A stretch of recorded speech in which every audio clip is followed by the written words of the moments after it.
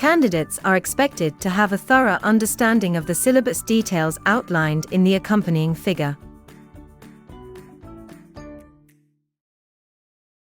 Physical quantities. There are two types of physical quantities as scalar and vector.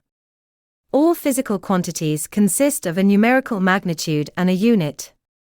For example, the volume of 150 cubic meters. The volume is the physical quantity. It is a scalar quantity, because the volume has no direction. The value of 150 represents the numerical magnitude, or size of the volume. The cubic meters represents the unit of volume. The weight of 500 newtons. The weight is physical quantity. It is a vector quantity, because it has both magnitude and direction. The value of 500 represents the numerical magnitude or size of the weight. The newton is the unit of weight. The direction of weight is always downward. Scalar and vector. A scalar quantity has only magnitude, or size, which is a numerical value.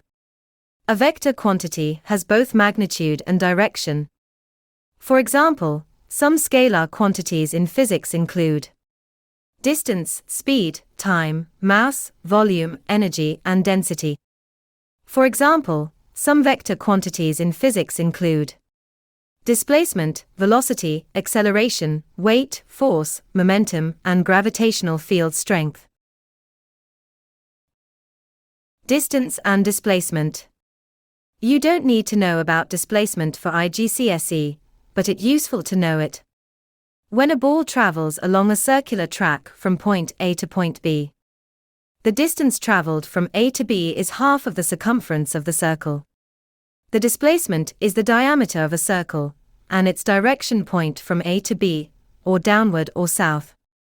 When a ball travels back to point A, the distance traveled from point A to return at point A is equal to the circumference of a circle.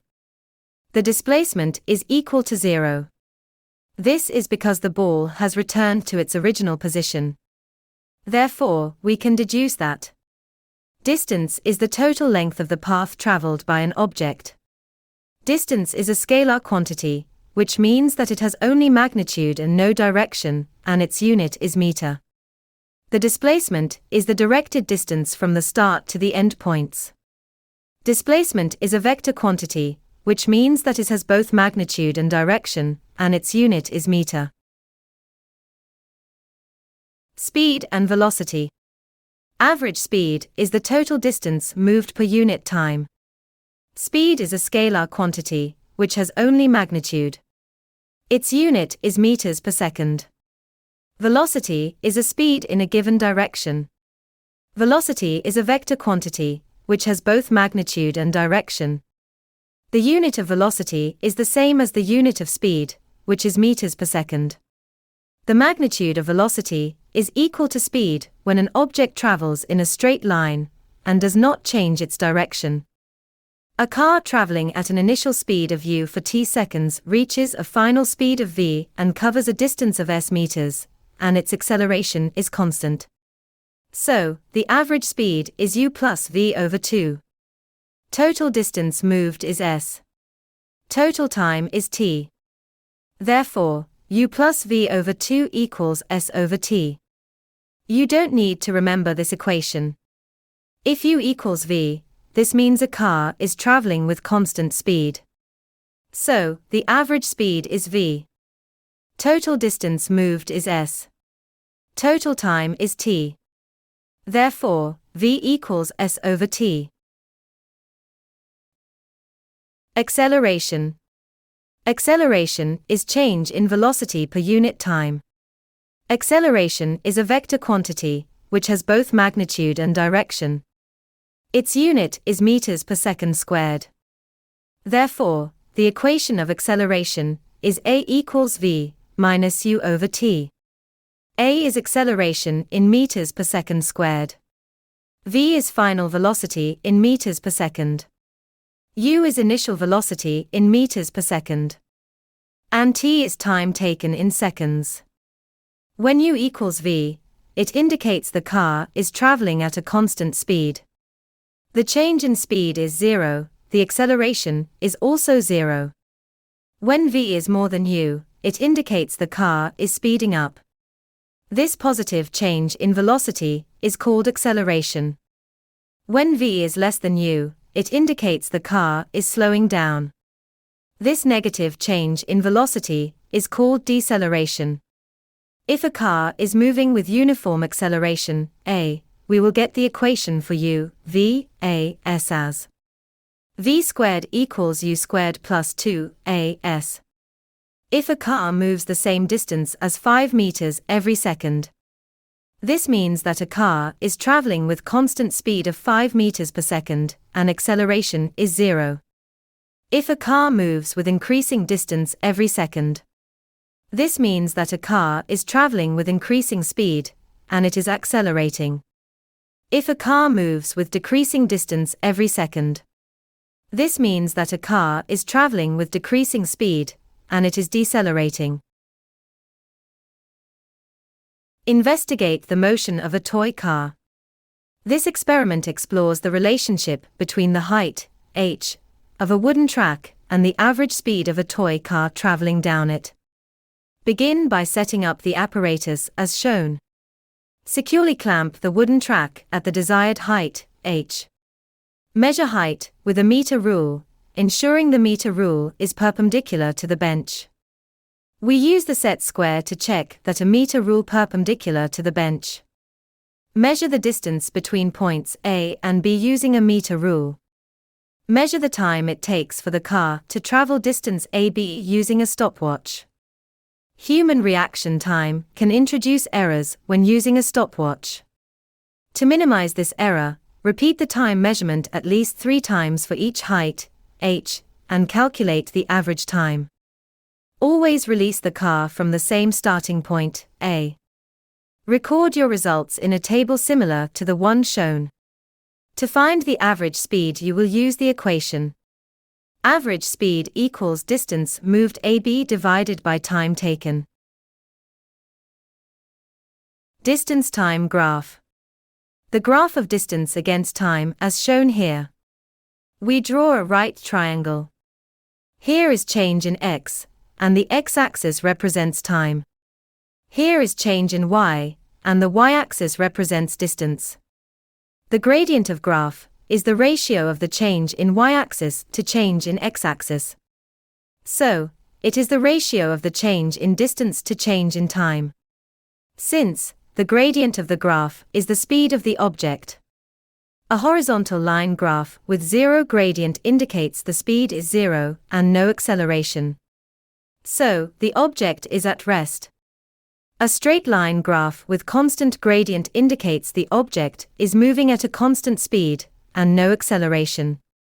A is steeper than B, so A has a higher speed than B.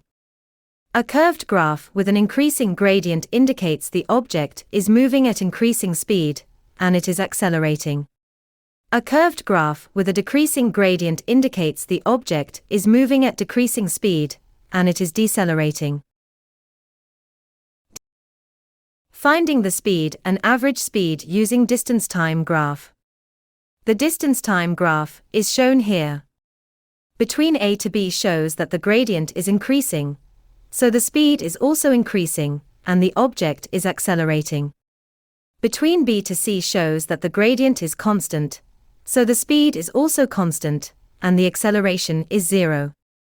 We can find the constant speed by the gradient between B to C. We draw a right triangle. Here is change in x, or run, is equal to 20, minus 7.5 is equal to 12.5. Here is change in y, or rise, is equal to 45, minus 10 is equal to 35. Therefore, the speed is equal to 35 divided by 12.5 is equal to 2.8 meters per second. Between C to D shows that the gradient is decreasing, so the speed is also decreasing, and the object is decelerating.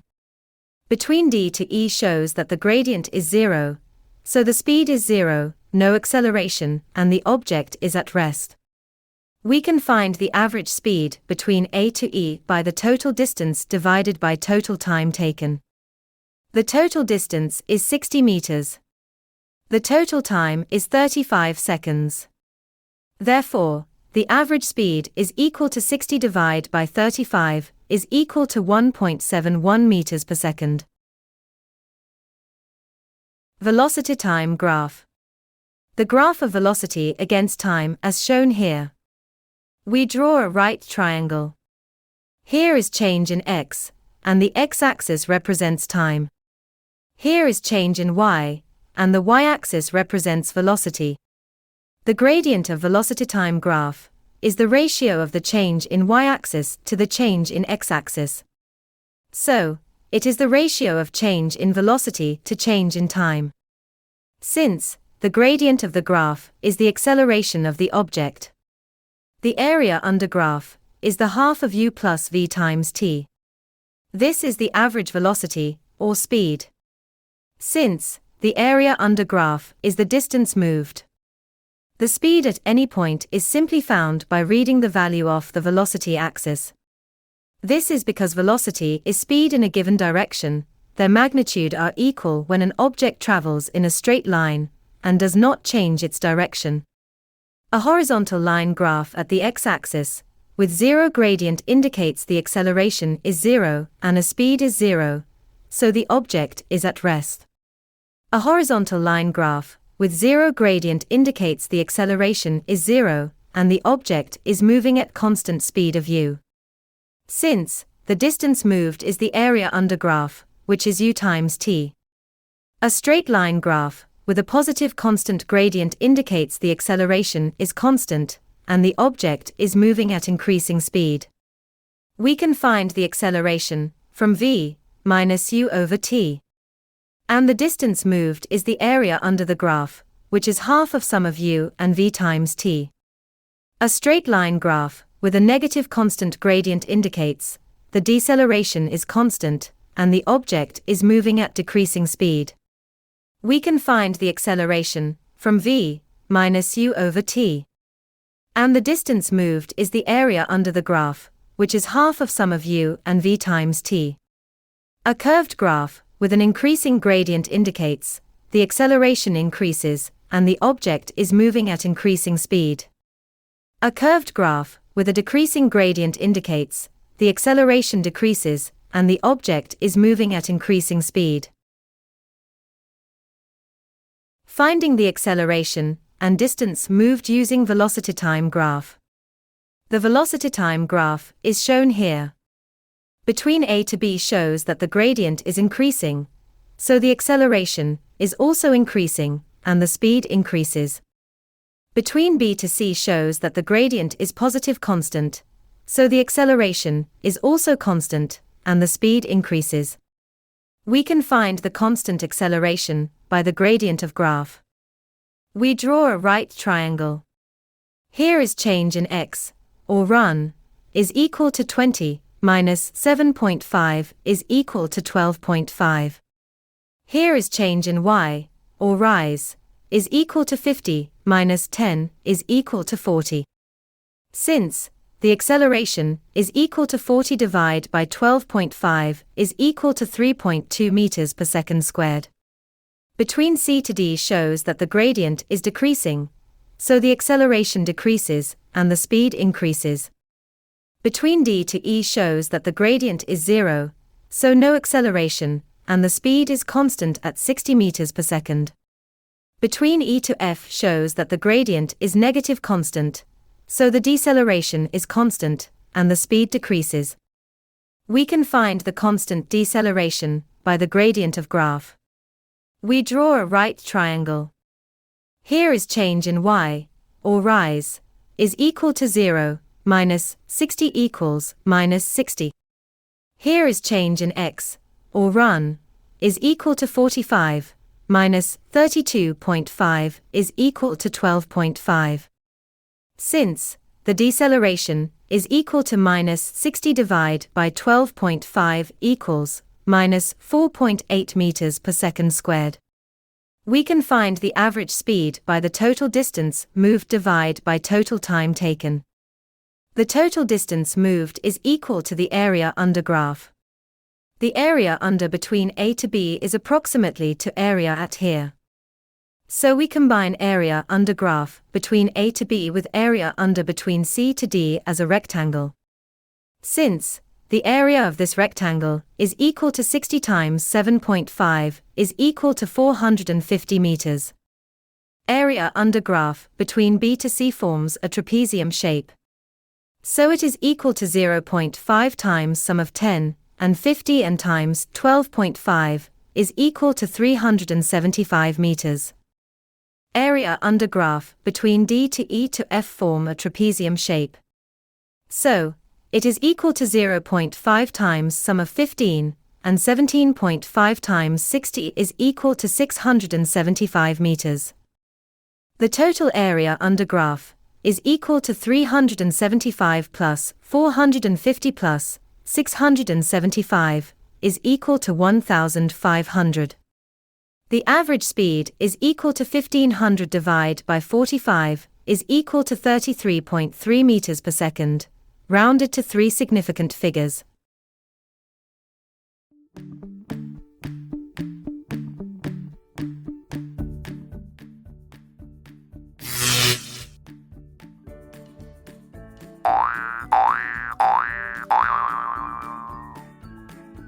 Candidates are expected to have a thorough understanding of the syllabus details outlined in the accompanying figure.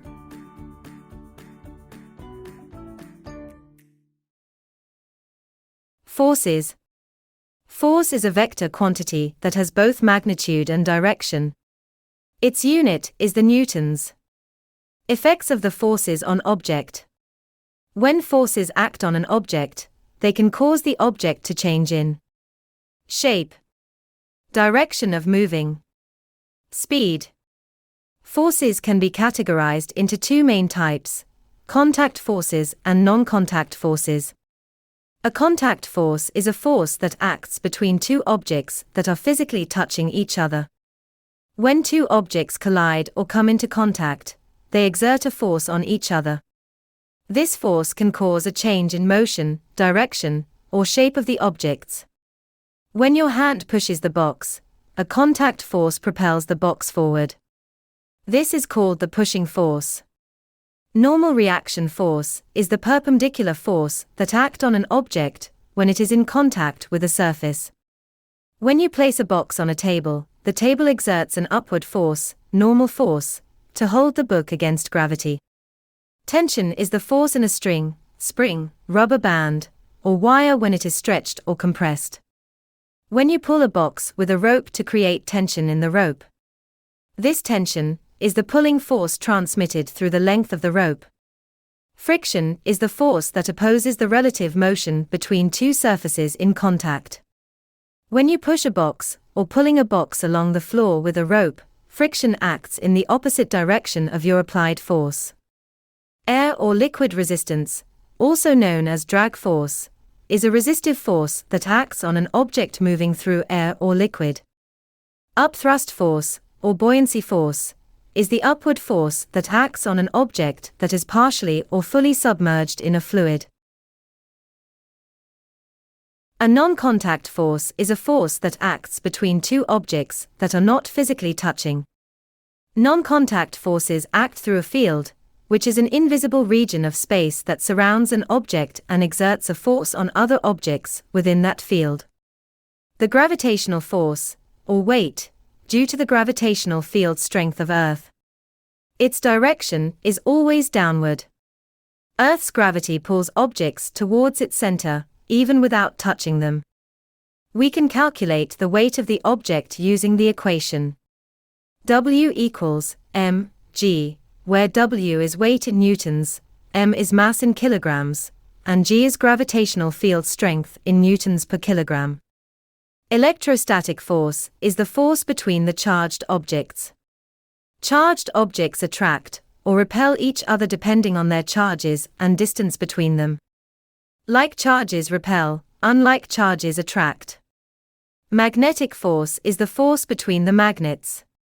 Magnets attract or repel each other without physical contact. Like poles repel, unlike poles attract. When a car is moving to the right as shown, there are the forces acting on a car including the weight acts downward. The total normal reaction force is acting upward at its wheels. The force from the engine acting forward. The air resistance acting backward. When a box is at rest on a rough incline as shown, there are the forces acting on a box including the weight acts downward. The normal reaction force acts upward perpendicular to the slope. The friction acts upward parallel to the slope.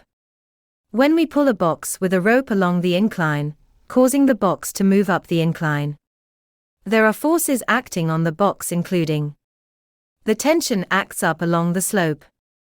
The friction acts downward parallel to the slope, because the box is moving up the slope. The weight acts downward. The normal reaction force acts upward perpendicular to the slope. When a box floats on the water, there are forces acting on the box including the weight acts downward. The upthrust acts upward.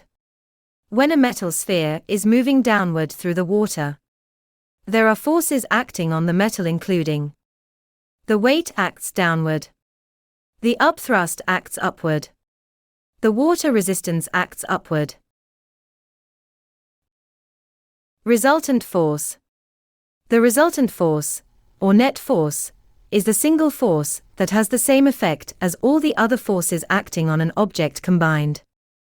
If the resultant force is zero, it is called balance force. If the resultant force is not zero, it is called unbalance force. We can find the resultant force that acting on the object, for example. A box A has forces acting on it as shown. The forces on the left and right sides of the box are balanced. This means the net force acting on the box in the horizontal direction is zero.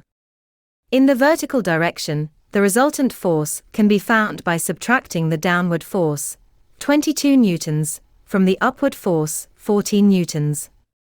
So, a resultant force is 8 newtons acting downwards. A box B has the forces acting on it as shown. The resultant force can be determined by adding the two forces acting to the right, 300 newtons and 60 newtons. So, a resultant force is 360 newtons acting to the right. A box C has the forces acting on it as shown. The resultant force can be found by adding the two rightward forces, 2 newtons and 4 newtons, and subtracting the leftward force 5 newtons. So, a resultant force is 1 newton acting to the right. A box D has the forces acting on it as shown. The resultant force can be found by subtracting the leftward force of 70 newtons and the leftward force 30 and 20 newtons. So, a resultant force is 20 newtons acting to the left. The three laws of motion, also known as Newton's laws of motion. Newton's first law of motion. The forces on an object are all balanced, then it will just stay still, or else it is already moving, it will just carry on at the constant velocity. When a car is at rest, then the forces on it must be balanced. So, car's weight acts downward to equal the total normal forces acting upward. When you pushes a car with a force 500 newtons to the right, and a car stays still, this causes the total friction between the tires and the road's surface to act to the left, 500 newtons, for balancing with the pushing force. When a car is moving with constant velocity, then the forces on it must be balanced. So, car's weight acts downward to equal the total normal forces acting upward. The force from engine, 2,500 newtons, acting forward is balanced with the fair resistance, 2,500 newtons, acting backward. When a ball is falling down with constant velocity, then the forces on it must be balanced. The downward weight, 10 newtons, is balanced with the total upward upthrust, 1 newton, and air resistance, 9 newtons. Since, we can conclude that, when no resultant force or balanced force, the object is stationary, or moving with constant velocity, and its acceleration is 0. Newton's second law of motion. If there is a resultant force, unbalanced force, then the object will accelerate in that direction. This acceleration can be done by changing the object's velocity. The change in velocity causes the object to start, speeding up, slowing down, stop, and changing direction. If a resultant force acts on an object at rest, the object will accelerate, starting to move, increasing its speed. If a resultant force acts on an object in the opposite direction of its motion, the object will decelerate, eventually coming to a stop. If a resultant force acts on an object in the same direction of its motion, the object will accelerate, further increasing its speed. If a resultant force acts on an object at a perpendicular angle to its direction of motion, the object will change direction, while its speed remains the same. The acceleration of an object is directly proportional to the resultant force. The bigger the force, the greater the acceleration. The acceleration is inversely proportional to mass of the object. The bigger the mass, the smaller the acceleration. This can be expressed mathematically as F equals ma, where F is the resultant force in newtons, m is the mass in kilograms, a is the acceleration in meters per second squared. For example, find the resultant force and acceleration of the box, with magnitude and direction like as shown. The resultant force is the subtracting the leftward force 15 newtons with the rightward forces 4 newtons and 2 newtons, resulting 9 newtons to the left. Calculate the acceleration using F equals ma. Substitute F equals 9 newtons, mass equals 2 kilograms.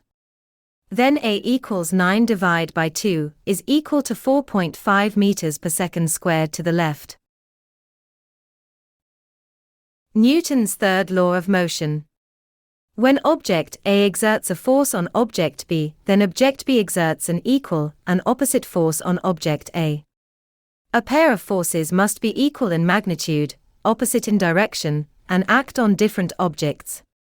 For example, a book lying on a table exerts a downward force on the table. This is the action force. The table also exerts an equal and opposite force on the book in the upward direction. This is the reaction force. The earth exerts a downward force on the book. This is the action force. The book also exerts an equal and opposite force on the earth in the upward direction. This is the reaction force. While moving on the ground, we push the ground backward with our feet. This is the action force. The ground also exerts a forward force on our feet of equal magnitude in the opposite direction, which makes us move forward. This is the reaction force. A man's hand exerts a force on the wall. This is the action force. The wall also exerts an equal and opposite force on a man's hand in the backward force. This is the reaction force. A rocket exerts a downward force on the burnt gases. This is the action force. The burnt gases also exerts an equal and opposite force on the rocket in an upward direction.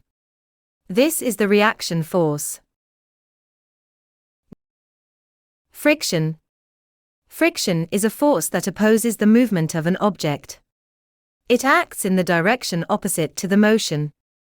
Friction is present almost everywhere, and it can slow down or even stop moving objects.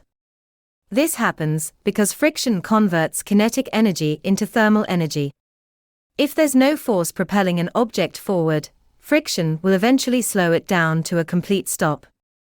This is true on Earth, but in a frictionless environment like outer space, objects can continue moving indefinitely. To maintain a constant speed, an object needs a continuous driving force to overcome friction. There are 3 main types of friction. Static friction. This occurs between 2 solid surfaces that are at rest and not moving relative to each other. It prevents an object from slipping. Static friction is usually the greatest force you need to overcome to get an object moving. Kinetic friction, sliding friction. This occurs between two solid surfaces that are sliding past each other. It is the force you feel when you rub your hands together or slide a box across the floor. Kinetic friction is usually slightly less than static friction. You can reduce both static and kinetic friction by using lubricants like oil or grease between the surfaces. Fluid friction, also known as drag. This is the resistance an object experiences when moving through a fluid, liquid, or gas. There are two main factors affecting fluid friction. The surface area of the object in contact with the fluid increases, drag also increases. Streamlined shapes, like those of race cars or boat hulls, experience less drag. This is because they deflect the fluid more smoothly, resulting in less resistance to the object's movement. The object's speed increases, drag also increases. Stopping distance is the distance a vehicle travels from the moment the brakes are applied to the moment it comes to a complete stop. If a car is traveling at a constant speed, u, and the driver suddenly sees a cow, they will apply the brakes to bring the car to a complete stop. The distance between the point where the driver sees the cow and the point where they apply the brakes is called the reaction distance, or thinking distance. The distance traveled by the car from the moment the brakes are applied until it comes to a complete stop is called the braking distance. The total stopping distance is the sum of the reaction distance and the braking distance. We can represent the stopping distance visually using a velocity time graph, as shown. This time, t1, represents the driver's reaction time. The gradient of this section represents the car's constant deceleration due to the brakes. This area under the graph is the reaction, or thinking distance, which is u, t1. This area under the graph is the braking distance, which is half of u times t2 minus t1. Therefore, the stopping distance is equal to u, t1, plus half of u times t2 minus t1. The factors affecting the vehicle stopping distance include vehicle speed. Higher speeds result in significantly longer stopping distances, which affects both reaction distance and braking distance. Vehicle mass. A heavier vehicle has a longer braking distance because it requires more force to decelerate. Road conditions. Wet, icy, or uneven roads can extend braking distance by reducing the friction between the tires and the road surface. Reaction time. The time it takes for a driver to react to danger and apply the brakes results in the reaction distance. So higher reaction time, higher the reaction distance. Factors affecting the reaction time include driver age. Reaction time generally increases with age. Intoxication. Alcohol or drugs significantly increases reaction time. Fatigue. Being tired significantly increases reaction time. Braking efficiency. The condition of your vehicle's brakes and tires directly affects its ability to slow down. This affects the braking distance. Free fall is the motion of an object under the influence of gravity only. If a feather and a bowling ball are dropped at the same time from the same position in air, the bowling ball will reach the ground first. This happens because air resistance has a greater effect on the feather due to its larger surface area. If a feather and a bowling ball are dropped at the same time from the same position in a vacuum, they will reach the ground at same time and same speed. This is because air resistance has no effect on them. This is called free fall, that applies to all objects regardless of their mass in a vacuum. Free fall describes the motion of an object under the influence of gravity only. We can conclude that there is no air resistance and only weight acting on the object. The object accelerates constantly towards the ground due to gravity. This acceleration is typically denoted by the symbol g and has a value of approximately 10 meters per second squared. When a ball is moving as free fall, its velocity increases by 10 meters per second every second. This is because its acceleration is approximately constant at 10 meters per second squared. A ball is dropped at rest, its initial velocity is 0 and its initial acceleration is 10 meters per second squared. After 1 second, the ball has descended and its velocity increases from 0 to 10 meters per second. After 2 seconds, the ball has descended a greater distance than it did first second, and its velocity increases to 20 meters per second. After 3 seconds, the ball has descended a greater distance than it did between 1 and 2 seconds, and its velocity increases to 30 meters per second. After 4 seconds, the ball has descended a greater distance than it did between 2 and 3 seconds, and its velocity at 4 seconds increases to 40 meters per second. The velocity time graph of a free fall. The velocity of a ball increases 10 meters per second every second.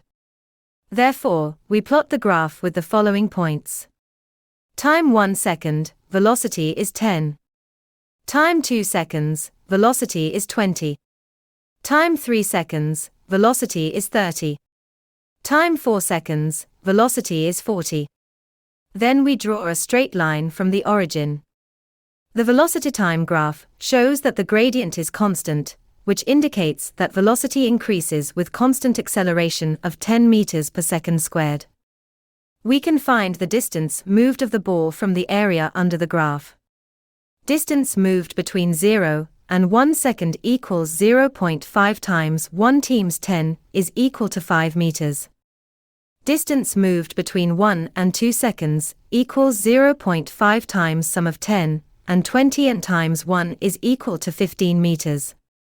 Distance moved between 2 and 3 seconds equals 0.5 times sum of 20 and 30 and times 1 is equal to 25 meters.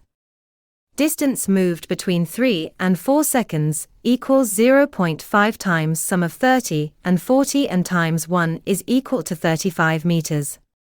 You see that the distance moved of a ball increases for 10 meters every second. The distance time graph of a free fall. We can plot the graph at 1 second, the distance 5 meters. At 2 seconds, the distance is 15 plus 5 is equal to 20 meters. At 3 seconds, the distance is 20 plus 25 is equal to 45 meters. At 4 seconds, the distance is 45 plus 35 is equal to 80 meters. Then we draw a best fit curve. From the distance time graph, shows that the gradient is increasing, which indicates that the velocity is also increasing with constant acceleration of 10 meters per second squared. Terminal velocity is the maximum speed an object reaches when moving through a fluid, liquid or gas, due to the balance forces, no resultant force. When an object is moving through a fluid, there is a drag force due to the fluid. This drag force can increase when the speed of the object increases and the surface area of the object increases. Right now, we will use the symbol of sigma F to represent the resultant force. Consider the terminal velocity of a skydiver. When a skydiver jumps out of airplane, they are initially at rest.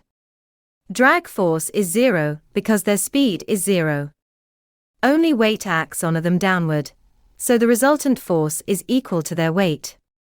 Since their initial acceleration is 10 meters per second squared, this causes their speed to increases from 0, and the drag force also increases. As time passes, drag force acts upward to increase as speed increases. The resultant force is equal to their weight minus drag force, which acts downward to decrease. This causes their acceleration also decreases, as drag force increases until it equals their weight. This causes the resultant force is 0. Since their acceleration also is 0, this causes their speed is constant. This is called terminal velocity. When a parachute is opened, the large surface area increases the drag force to act upward. This causes the resultant force to be drag force minus their weight, which acts upward. Since the acceleration is also upwards, so the skydiver decelerates and their speed decreases. As time passes, the drag force acts upward to decrease as speed decreases. Since the resultant force acts upward to decrease, and their deceleration also decreases. As the drag force decreases until it equals their weight, so the resultant force is zero. This causes their acceleration is also zero, and their speed is constant again. This speed is called terminal velocity. The velocity time graph of the skydiver's motion is shown on the screen. We know that the gradient of velocity time graph is the acceleration. At point A, initial velocity is 0 and initial gradient is 10. This is because the initial acceleration is 10 meters per second squared. Between points A and B, the gradient decreases. This means that the acceleration also decreases, while the velocity still increases. Between B and C, the velocity is constant and this velocity is called terminal velocity. The gradient of graph is 0, this means that the acceleration is also 0. At point C, the parachute is opened, large surface area of the parachute, causing large drag force. This causes the velocity to decreases rapidly. Between C and D, the velocity decreases. The gradient is negative, so the parachutist decelerates. The steepness of the gradient decreases, so the deceleration also decreases. Between D and E, the velocity is constant, which is terminal velocity. The gradient is 0, this means that the acceleration is also 0. The parachutist reaches the ground at point E. The velocity time graph, showing the difference between free fall and terminal velocity of a ball. When a ball falls through a vacuum, there is no air resistance acting on it. This is called free fall. The velocity time graph of this scenario is a straight line passing through the origin. The constant gradient represents the ball's constant acceleration due to gravity, which is around 10 meters per second squared. This is because only force acting on the ball is its weight acting downwards, so the resultant force is the weight. When a ball falls through air, there is air resistance acting on it. The velocity time graph of this scenario is a curve with a decreasing gradient that eventually becomes horizontal. The initial gradient is around 10 meters per second squared, represents the ball's acceleration due to gravity. This is because at the beginning, the only force acting on the ball is its weight acting downwards, making the weight the initial resultant force. Over time, the decreasing gradient of the graph shows that the acceleration of the ball decreases. This is because as the ball falls faster, air resistance also increases. This air resistance acts in the upward direction, opposing the weight. So, the resultant force is the weight minus the air resistance, becomes smaller as air resistance increases. When the gradient reaches 0, it indicates that the acceleration is also 0. This causes the velocity of the ball is constant, and reaches its terminal velocity. At terminal velocity, the air resistance acting upwards is equal to the weight acting downwards. Since the resultant force is 0, a ball falling through air will take longer and reach the ground at a slower speed compared to a ball falling through a vacuum from the same height. Deformation of material. Investigate how extension varies with applied force for helical springs. Set up the apparatus as shown. Measure the original length of the unstretched spring using a ruler. Hang a load 1 north on the spring, and then measure the length of the spring.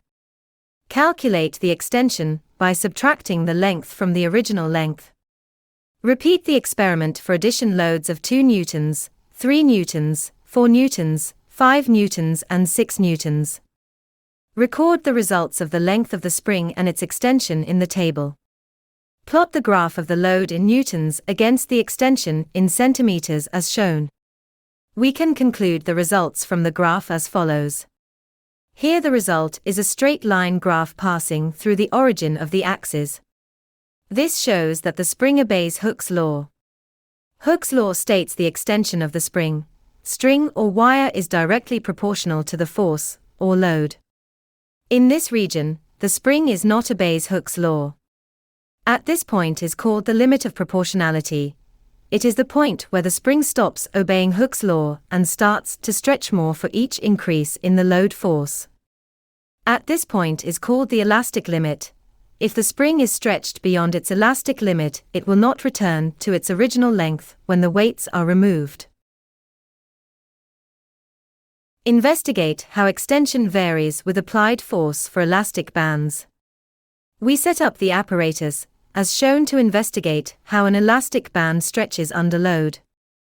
If you stretch an elastic band with increasing load forces, we get a graph of load against extension like as shown. The graph is not a straight line, showing that elastic bands do not obey Hooke's law. If the graph of load against extension of material when it loaded and unloaded like as shown. This shows that this material stretches elastically. This is called elastic deformation. This means that a wire, spring or rubber band that stretches elastically will return to its original length once the stretching force is removed. If the graph of load against extension of material when it loaded and unloaded like as shown. This shows that this material stretches plastically. This is called plastic deformation. This means that a wire, spring or rubber band that stretches plastically will not return to its original length once the stretching force is removed.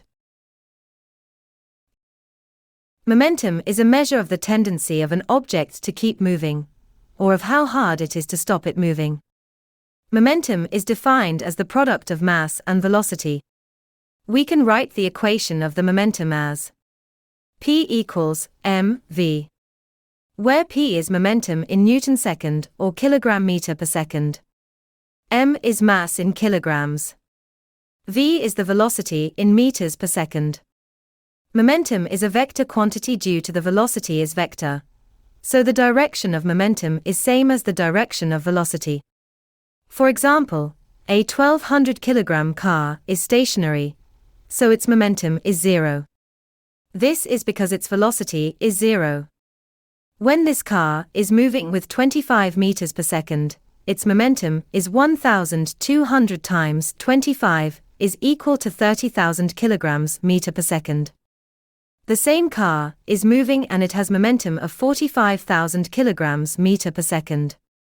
To find the car's velocity, we can substitute P equals 45,000 kilograms meter per second, M equals 1,200 kilograms. So, its velocity is 45,000 divided by 1,200 is equal to 37.5 meters per second.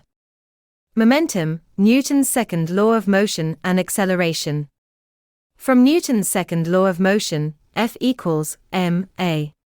From the acceleration of the object, the equals v minus u over t.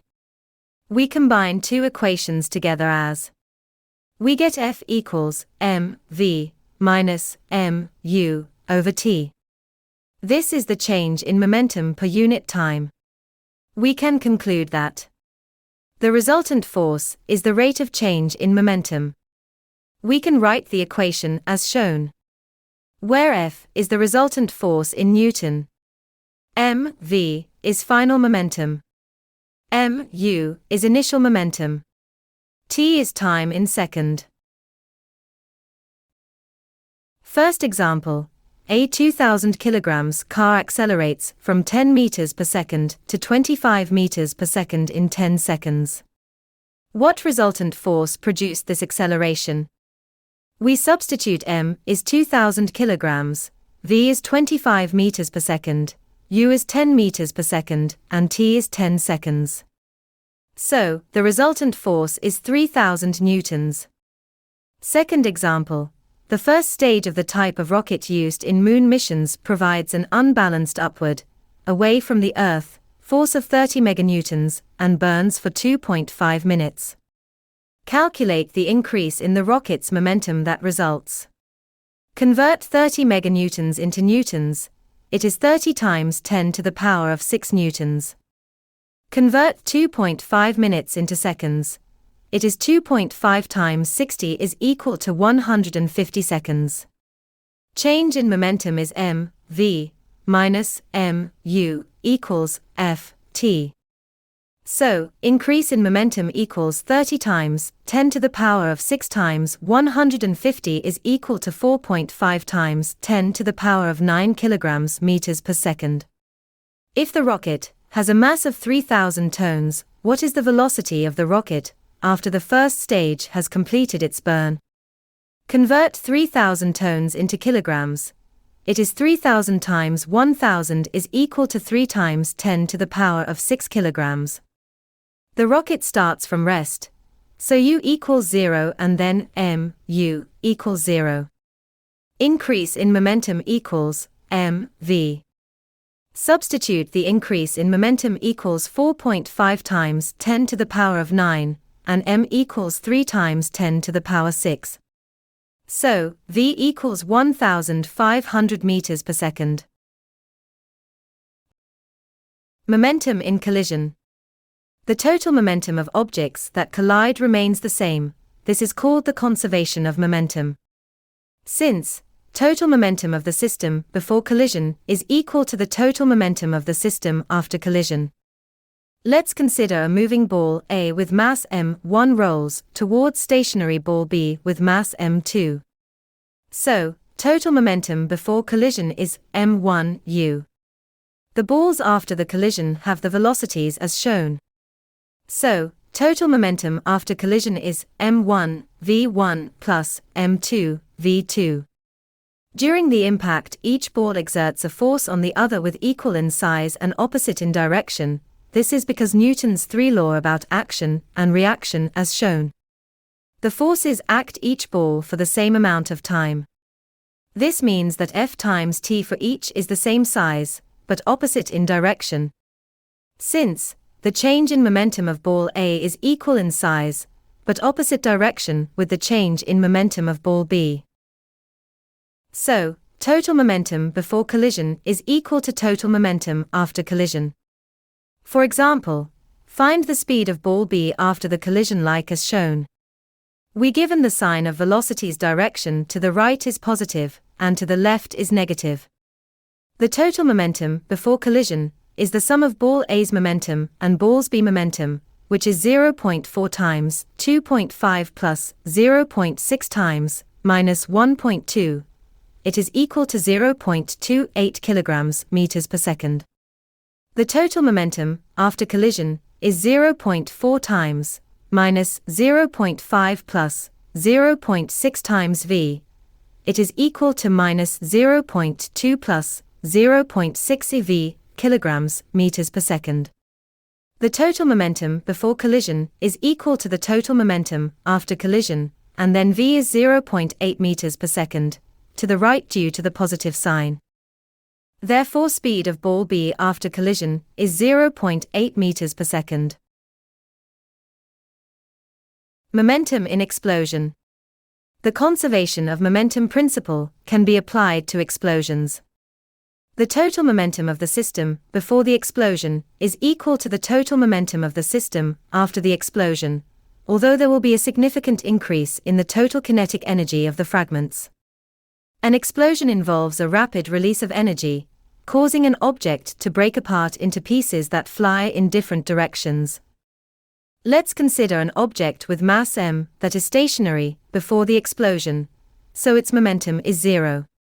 The object explodes into two fragments with masses m1 and m2, which move apart at velocities v1 and v2, respectively.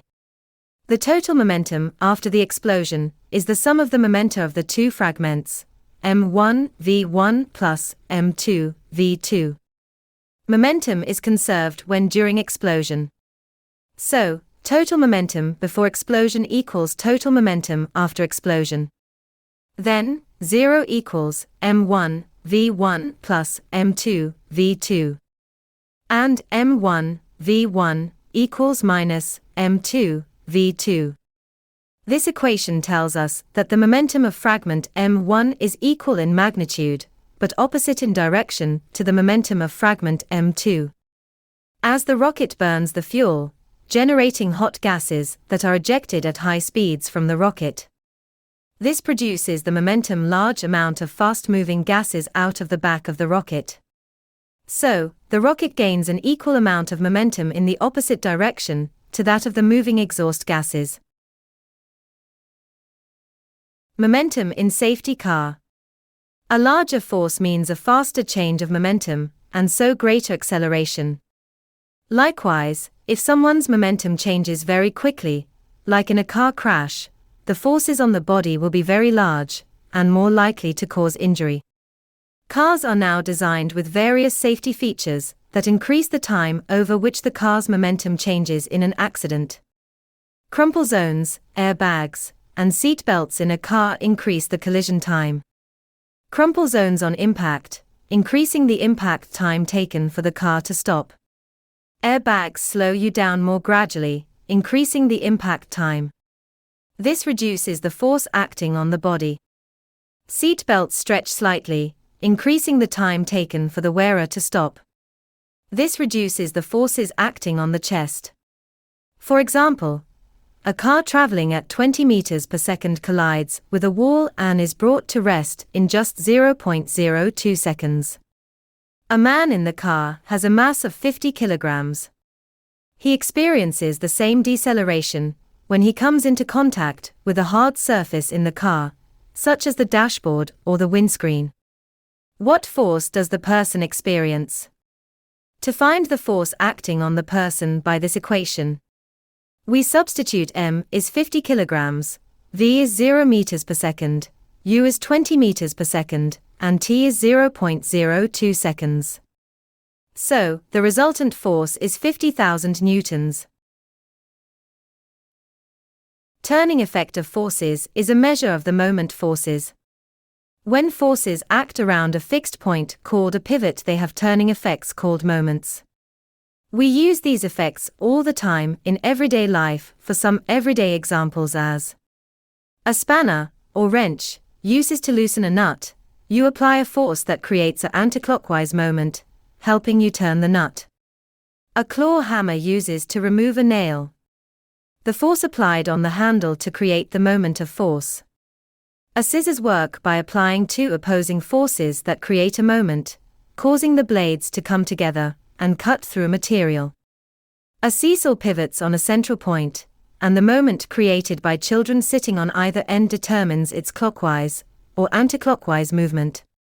A lever is tools that utilize the concept of moment of force to amplify the applied force, making it easier to lift or move heavy objects. A door is opened by pushing or pulling on a doorknob. You create a moment of force that causes the door to rotate on its hinges. A wheelbarrow distributes the weight of a heavy object, allowing you to apply a smaller force at the handles to move it with a larger moment. Steering wheels of a car is turned to create a moment that alters the direction of the wheels, ultimately controlling the car's direction.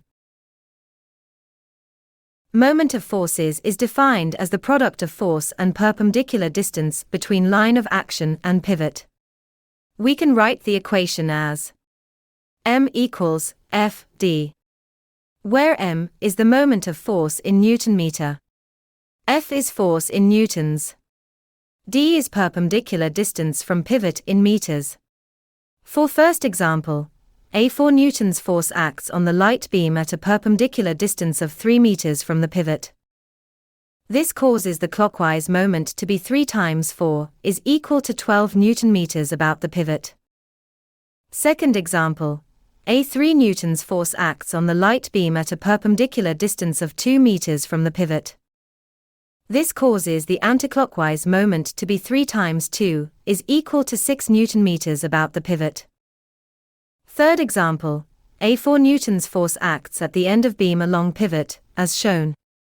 This causes the moment is 0 due to the force acting along the pivot, causing perpendicular distance from pivot to be 0. Fourth example, a 5 newtons force acts at the end of beam, and 2 meters perpendicular distance between line of action and pivot. This causes the anticlockwise moment to be 5 times 2 is equal to 10 newton meters about the pivot. Fifth example, a diagram shows the forces acting on a light beam and distance of each force from point P. Calculate the sum or resultant, moment about P. Clockwise moment about P causes by forces 3 newtons, 1 meter from P and 4 newtons, 3 meters from P. So, total clockwise moment equals 4 times 3 plus 3 times 1 is equal to 15 newtons meter. Anticlockwise moment about P causes by only 2 newtons, 1 meter from P. So, anticlockwise moment equals 2 times 1 is equal to 2 newtons meters. You see that larger total clockwise moment than clockwise moment, so the resultant moment equals 15 minus 2 is equal to 13 newtons meter, in clockwise. The principle of moment states that if an object is in equilibrium, the total of clockwise moment is equal to the total anticlockwise moment about the pivot. The conditions for equilibrium of an object are: there is no resultant force acting on the object. There is no resultant moment acting on the object. This is the principle of moment. For example, someone is trying to balance a plank with particles A and B. The plank has negligible weight. Calculate the moment of the forces about point O and determine if the plank will balance. If not, calculate the force acting on the plank at P. Calculate the moment of 4 newtons force about point O, which is 4 times 4 is equal to 16 newton meters in clockwise. Calculate the moment of 6 newtons force about point O, which is 2 times 6 is equal to 12 newton meters in anticlockwise. Since the clockwise moment is greater than the anticlockwise moment, the plank will rotate clockwise. Resultant moment equals 16 minus 12 is equal to 4 newtons meter. To balance the plank, we need to add an additional downward force at point P that will create anticlockwise moment of 4 newton meters. Perpendicular distance between point P to pivot O is 4 meters.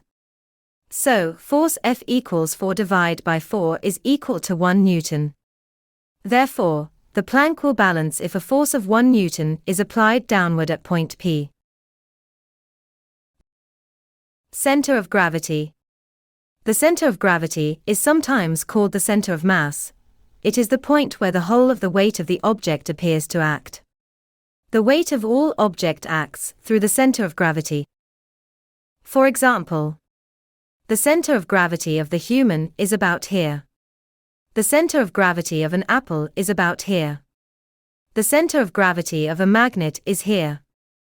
A uniform object's center of gravity is at the middle of the object. For example, a uniform cylinder has its center of gravity at here. A uniform sphere has its center of gravity at the center. A uniform cube has its center of gravity at here. A uniform wooden meter rule has its center of gravity at the 50 centimeters mark. The object will always balance around its center of gravity.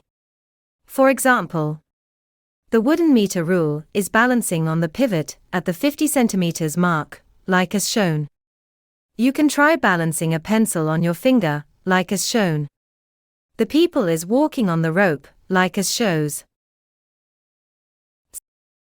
Someone of weight 500 newtons is standing on a uniform plank 6 meter long and weighing 250 newtons. The plank is supported by 2 trestles as shown. Calculate the upward forces X and Y exerted by the trestles on the plank. The plank is uniform, so the center of gravity is the middle of the plank equals 2.5 meters from trestle Y. The plank is equilibrium because it is at rest and not turning. So, the principle of moments can be applied. Finding X, let's take trestle Y as the pivot. The total clockwise moment about Y equals the total anticlockwise moment about Y. Total clockwise moment, 5 times X, and equal to total anticlockwise moment, 500 times 3 plus 250 times 2.5. We will get 5x equals 2125. So, x equals 425 newtons. Finding y using total upward force on the plank equals total downward force on the plank, because no resultant force acts on the plank. Total upward force is 425 plus y equals total downward force is 500 plus 250. So, y equals 325 newtons. A diagram shows an arm with the hand holding a weight of 120 newtons. The 20 newtons force is the weight of the forearm, acting at the center of gravity. F is the force in the muscle of the upper arm. P is the point in the elbow about which the arm pivots. The distances of the forces from point P are shown. By taking moments about point P, calculate the force F. A diagram shows an arm is equilibrium, or balance, so total clockwise moment equals total anticlockwise moment. Total clockwise moment causes by 20 newtons force, 15 centimeters from P, and 120 newtons force, 33 centimeters from P.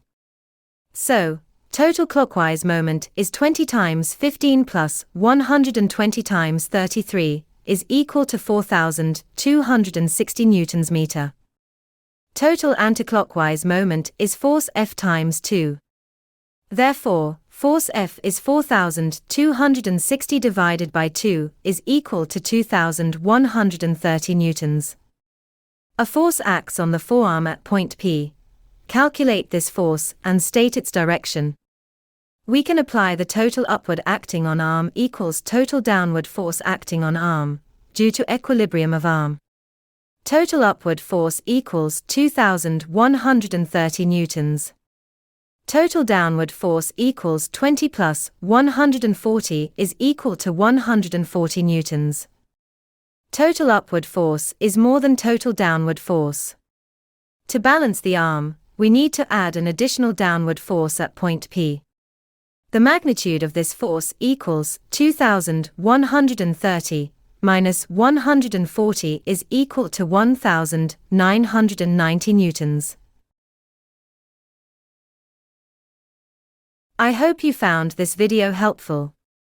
If you did, I would be grateful if you would subscribe, share, like and leave a positive comment.